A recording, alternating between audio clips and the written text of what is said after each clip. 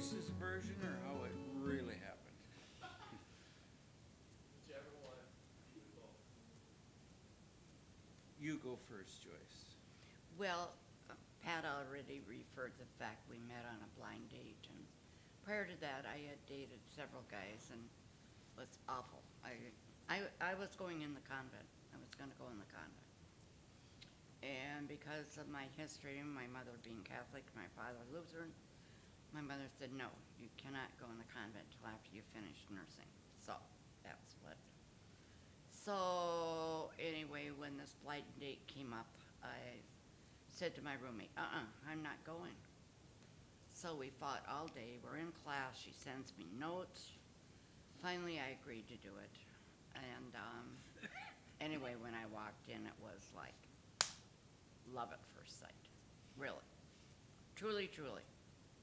And he's just gotten out of service. He's in this expensive suit. He had a very wool top coat.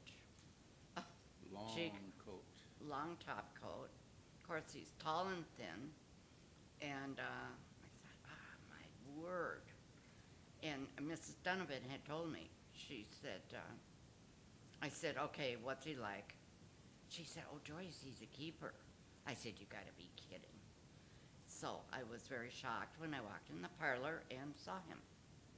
So we didn't date for quite a few weeks because he was probably too shy to call me. And then we went on a date and several dates, and then I had to go to Omaha for my psych training for 3 months. So, and he drove to Omaha to pick me up, to bring me back. And then it was after that, I think we became engaged. And then when we were married, I had to have surgery on my leg during training, so I had clinical time to make up. And so we couldn't get married on a weekend because the church times were all taken. So we got married on a Monday. And it just happened that there was a funeral an hour before our wedding. And so people who arrived early went into the church and they saw a casket in the middle. So finally we were able to direct people down to the lower level, to the basement, so because they didn't know what was going on. Okay. Go on. Well, that was pretty good. Good. I'm glad you agree. Just trying to think of. Oh, that was good.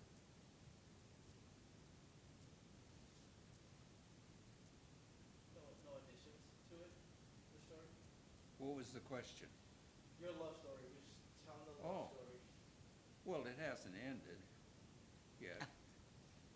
It's still in progress. Yeah, well, one lasting memory I have is, at the risk of sounding patronizing, I remember being at the altar, and Joyce had not entered yet. But when she did,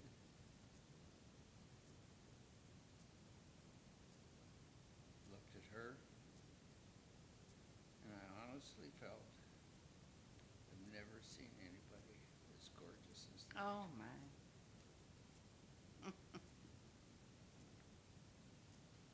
Oh, Pat. That's lovely. And it's still true. Oh. So, what is your favorite thing about each other?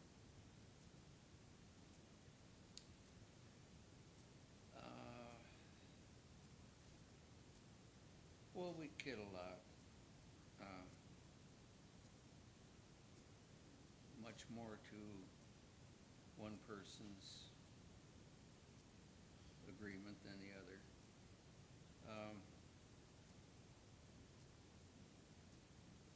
think it keeps us going. The fact is, he has a sick sense of humor. I have to run out of the room sometimes. We have two sons that have very like senses of humor, like he does. And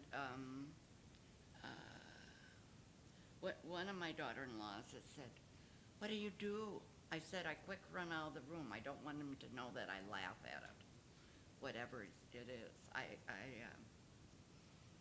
Oh, like what was the thing? Like every once in a while I say, "Oh, Pat." He said, "That's a Minneapolis County Commissioner." Hennepin County Commissioner. His Oh. last name is OPAT. Can you believe that? She's always Okay. saying OPAT, OPAT, So- OPAT. That's just a little thing. It's sick. It's real sick. All I have to say is, who said it? I didn't say it. All right. Yeah, we have kind of a lot of fun. Several of our friends have said it's really trying to be around you guys though for a while. You just banter back and forth all the time. It's really exhausting, but it's fun, and that's what keeps it alive, I think. Well, on a more serious note, Joyce solves all of the serious family things, and when things get serious, I get very quiet, and that's when she shines. So, in that respect, that's the large contribution she's made to the whole process. Our kids used to say, Mom and Dad, you handle the big stuff really well. It's this little stuff that you guys bicker about that blows me away. But it is, and we've had some serious things happen. I think probably the number one thing was probably Tim's accident, and we didn't know if he was going to make it. And but with a family as large as ours, and with the grandchildren, we're so blessed with health. Everybody's healthy, and maybe aches and pains here and there, but no, we're very, very fortunate. I just thank God daily for that. So.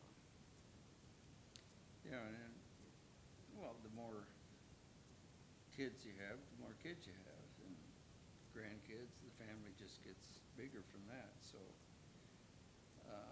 if you just look at it from an odds point of view, lots of people, lots of potential problems, lots of problems are going to happen. And I just noticed one family just recently. They have one kid.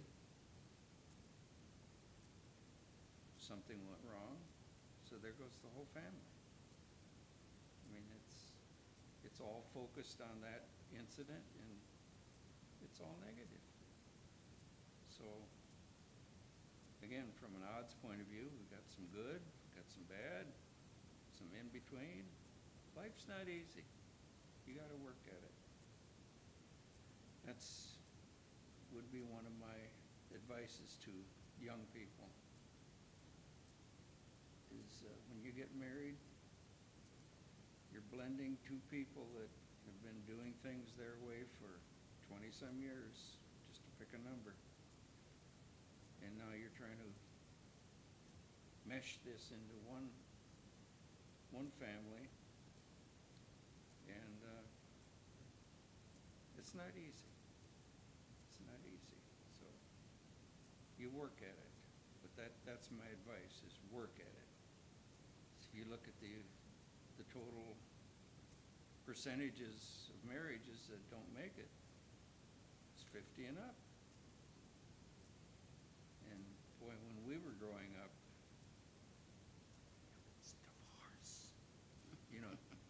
whisper thing. Now you don't even flinch at it anymore. It wasn't an option. It wasn't an option. I remember my mother saying to me a couple of years after we were married, please don't call me with any problems that you have with Pat. I don't want to hear it, and I will not talk about it. So, whatever problems you have, you solve it, Joyce. So, I knew I couldn't call her, and so you just make it work. Just make it work. I think the biggest thing, we were always involved in the community. Even with a large family, we both did volunteering, and that really helps. Sometimes I think I took away from my family with that volunteering, but I had to laugh one time. Colleen said, could I make an appointment with you next Thursday at 4 o'clock? You know, I just saw you make an appointment. I heard you make an appointment as a Stephen minister to this lady. I said, oh, Colleen, no, I mean it, Mom. And that made me step back. You have to, it's family first. And then if you have some time left over, yeah, you can volunteer.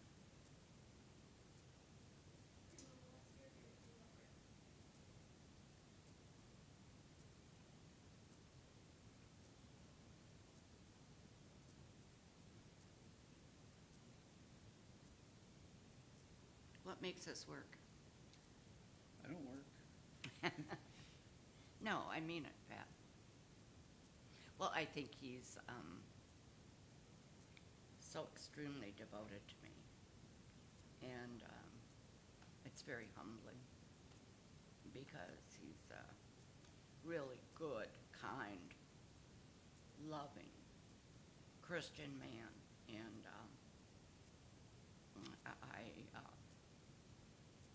I feel just so privileged and honored to be his wife.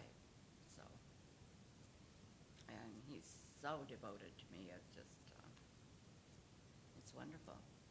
So, Well, when you take your vows, it says for better, for worse. I don't like to say this is worse, but there have been better times. But these times are different. Not better or worse, they're just different. And we're here for each other. Thank God we can help each other yet. Not looking forward to the day when this will not work. no, I'm not either. Got to make it work. Yep.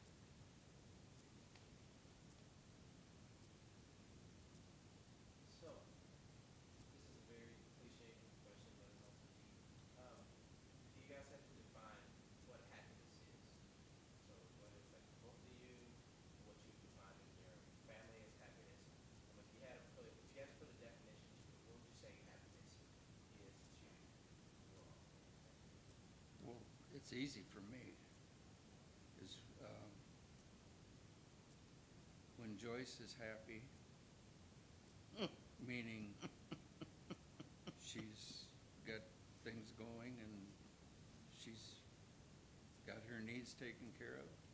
When she's happy, I'm ecstatic. Jeekers.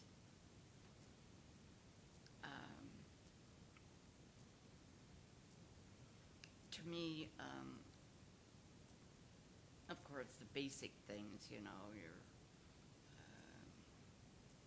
you're living in comfort, and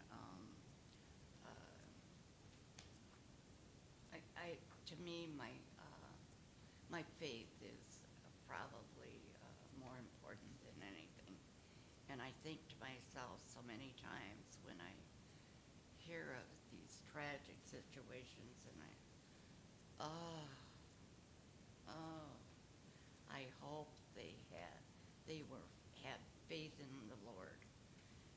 Oh, what do people do that don't have faith. It just, it boggles my mind. And I know that all of my children, although they may not go to church every Sunday or whatever, I know they all believe in God, and they're very caring people and very personable people. I had one of my neighbors tell me one time, you know what, Joyce? Your kids all have such great personalities. And I said, thank you, Diane. That's one of the nicest things you could say to me. Tell me about my children is they're all likable and so personable. So.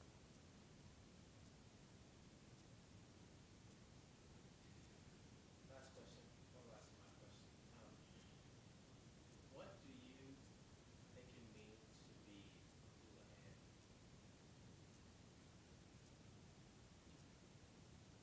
You answer that, Well, Pat. Yeah, that's kind of unfair in a way. I mean, this was a marriage of a Houlihan and a Pepmuller, A German. but the Pepmuller side, the wife's side name kind of gets buried, although some of them keep it there by hyphenating their last names. So what's it like being a Houlihan? Well, we're basically fun-loving people. And Um, sports. Love Oh, sports. yeah, but then there's the Pepmuller side too, that, like I say, you tend to lose sight of that, but, they're kind of the same too, fun-loving people. It gets back to what's happiness, you know, it's just, happiness is just everybody getting along. And as you go through life, you get into the older year, your older years, things start happening that didn't happen before, health issues. And when you're in the midst of those issues, you look back at the other things and you say, and the things that are currently going on, it says, boy, was really small stuff compared to this, you know. But then you look around and you see what somebody else is going through, and you say, boy, what they're going through makes this look not quite as bad as we thought it was. So when it's happening to you, you tend to get overwhelmed with it. Mhm. You just got to deal with it, because things could be worse. And sure enough, things do get worse, but God doesn't give you anything that you can't handle. So, And then with me, if I have another condition, I can always find a very handsome doctor again. So yeah. I just look something new to look forward to. So, this video will probably be seen in 10 years, 15 years, maybe 20 years. For the people that are watching this video 10, 15, 20 years from now, what do you want them to know about you? What they had to describe their great-great-grandparents or know anything about them, what would you want them to know about? That I love life. And I love being with people. And if I can't be with people, it's just, drives me crazy. So, even though sometimes people irritate you, you know, that's not always fun and games. But yes, I just love life. I love learning about other people, what they do, and you know what makes them tick, and all of that. And I'm kind of the opposite. The bigger the crowd, the more she likes it. And I we're here together, and I said, what's wrong with this, you know? But whenever she does, trying to avoid saying drag, whenever she does convince me to go somewhere, you know, like yesterday, was it yesterday or day before? Yesterday. I guess we went to a community luncheon here. And so you walk in, there's all of these old people. I mean, He doesn't like old people. I keep telling him, you're 81. You're an old person. Oh, but drives it's me how crazy. it's how you feel. But you sit down and, okay, here's a table, and there's two old women sitting there. And they're not sitting side by side. There's a chair in between them, and there's a table for 8, I think. So first of all, you wonder, why aren't they sitting together, you know? And they were sisters, weren't they? Yeah. Yeah. I don't know why they wanted to save something for somebody in between them, but anyway, we sat down, and it turned out to be 6 ladies and 2 guys. And the last couple that joined us was, she sat on the lady side of things, and he sat next to me. So I thought, whew, you know, at least I'll have him at my elbow to talk to. And so he says, retired. He's retired. I said, oh, where'd you work? He says, Land O'Lakes. I said, oh, do you happen to know Chris Roble? Oh, yeah, I know him very well. So right away, boom, got something to talk about. And as usual, like I say, once she gets me there, out of my environment into her environment, walking away from it all, I said, yeah, that was fun meeting him. But it's just not something I rush to. Oh, but the entertainment was wonderful. The people that, yes, it was. The people that perform at the St. Paul Hotel, so you know it's class. Okay, there's a couple of singers, a bass player, keyboard. Yeah, they were good. Okay, it wasn't orchestra hall, but it was good. No magic. Oh, jeekers. And no sports. They just sang and played. Oh, okay. Well, when people look at this 15, 20, who knows how many years later,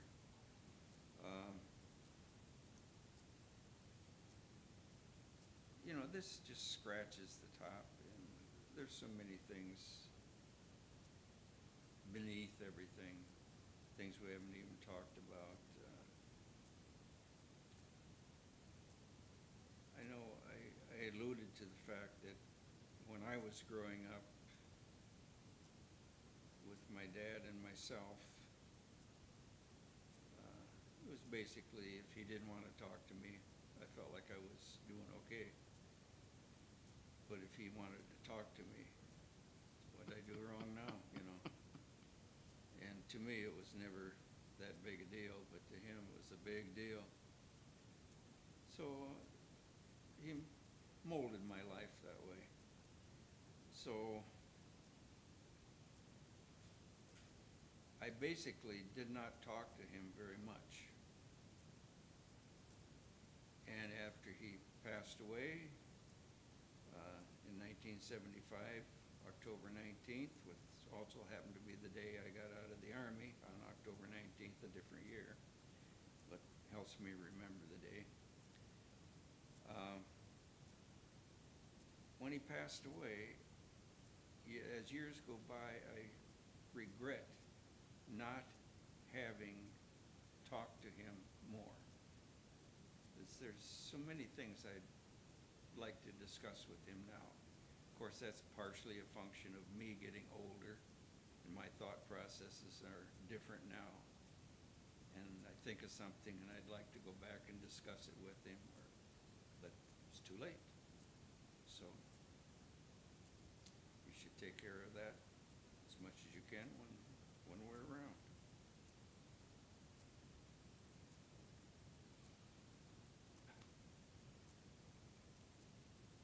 And to people who, family that are watching this 15, 20 years, the biggest influence in my life was my mother. And I just hope in so many respects that my own children think as kindly of me as I did of my own mother. There isn't a day that goes by that I don't miss her or think about her or pray for her. She was everything to me, just everything to me. So, one little story, because she wanted me to be a nurse. After I got married, and she told me she took a first aid class. I said, "Oh, Mom, that's great." She worked as a cleaning lady in a motel, and one day she was cleaning, and she heard a child crying, and an adult crying, and a little boy was drowning in the pool, and she pulled the boy out and saved this boy's life. And I remember her calling me that night, and I said, "Mother, I can't believe this." She said, "Joyce, I just am so proud that all that training, I knew what to do."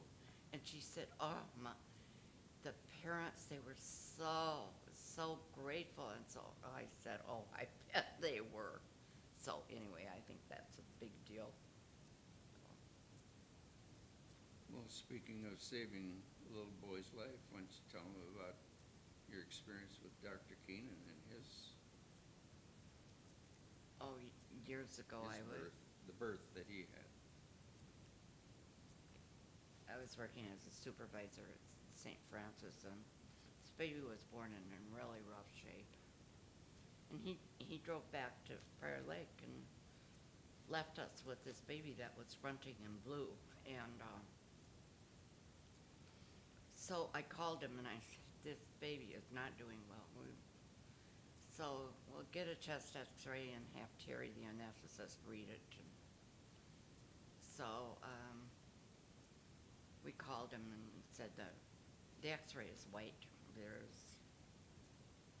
The lungs are not expanding at all. And the baby was getting bluer and bluer, and we had 100% oxygen going. And he was so annoyed with my phone call. And he said, they always called me Huli.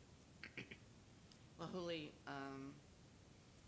I'll contact Children's in Minneapolis and get the helicopter there, and I'll be coming right now. I'll be leaving right now, and I'll get a pediatrician at Children's to take over. So let's fly that baby into Minneapolis." Anyway, the baby left at about, I think, 1 o'clock in the morning, and at 4:30, anyway, they did surgery immediately on the baby, and the baby lived. And what it was a herniated diaphragm, and all the bowel and the stomach were up in the chest cavity. And there's no way that baby was going to die unless he had surgery. So anyway, the next day I had gone in for a meeting, and Dr. Keenan was there, and he said, "Joyce, thank you for all you did for that mother and that baby. I told the mom that you saved that baby's life." I said, "Well, thanks, Dr. Keenan." But they didn't like being called at night, so that was part of the job. You did your job. You don't care if they were angry or yelled at you. You knew what you had to Or do. swore at you. Oh, yeah. It was.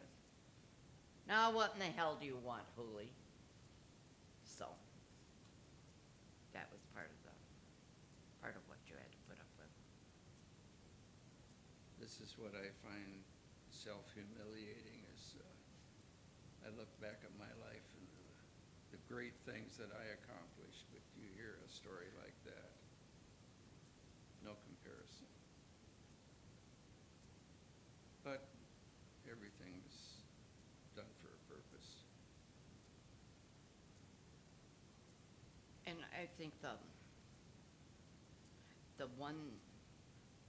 I think the biggest thing with our 7 children is that they're all happy, and they're happy in what they're doing. Tim, it took him a while, but he loves electricity. He just, probably because of his father, but he's very happy with that. Tammy is nurse extraordinaire, Colleen deals with all these building people and that personality of hers. Michael is just good at everything he does in managing these athletic kids of his and his job. He does extremely well there. And Danny, still doing auto body and is a Picasso. And Chrissy is doing what she does best, and that's being with people. She's managing resorts. And Bridget is Well, in her new career, as being a grandma to Oliver, and which she does very well. It was cute. The other day she called and she said, "You know what? Oliver and I played fort under the dining room table." I said, "Chrissy, you're 52 years old." She said, "Mother, we played fort and we had the best time." So she's enjoying it. And then Bridget at Ameriprise, and she loves her job, and works very hard at it, as all of them do. So I'm pleased with that they found their niche.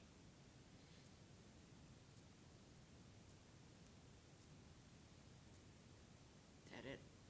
I don't know, is that it? That's it. I got it. We talked too much, didn't we? No. Let me think. How did your romance change as single parents? Hmm. How did your romance change? Which of you is more romantic? I don't know what you mean. How did your romance change? So when you were 20, I'm sure Pat came and had flowers and did stuff like that, like a 20-year-old guy he would be. So how has it been with like kids? How have you like still continued to find like romance, I guess, while simultaneously like having kids? Well- Well, I think your focus continually changes. When you're courting and first get married, your focus is on each other. Well, I should say, even before you're courting, your focus is on you. And then this other person comes into your life. Now you have a shared focus. Kids come along, your focus is on them. And then their kids come along, and your focus turns to grandkids. Although that's a frustrating focus, because we as grandparents can't do anything about necessarily their situation. So a real focus, or frustration I should say, is we see something that's out of our control. And not that we're all wisdom, but of course we think we are. So how does it change? I think the focus, to me, keeps changing. Pat's as always life doing goes on. something funny or something neat. Getting a little gift here or there. This is for your birthday. Well, my birthday isn't for 7 months. No, he's always bringing something, coming very cheap. He tells me whenever I ask him where it came from, and he says Dayton's. I said Dayton's closed 25 years ago. They just went underground. They come up under the dollar store name and, you know. But something we started early on, though, and it was after Bridget was born. And he was so involved with all the sports, I couldn't take it. And we finally, every Friday was date night. Every Friday. And then I have the story where they took care of Bridget for the first time and she screamed. Tammy sent Tim down to the local drugstore and bought a Nook. And whenever they babysat, they used a Nook with Bridget. So now Bridget tells me that's why she has psychological problems, is because they used a Nook and we didn't. I didn't believe in them. And, Well, but at that time, to keep it away from grandma, your mother, because she didn't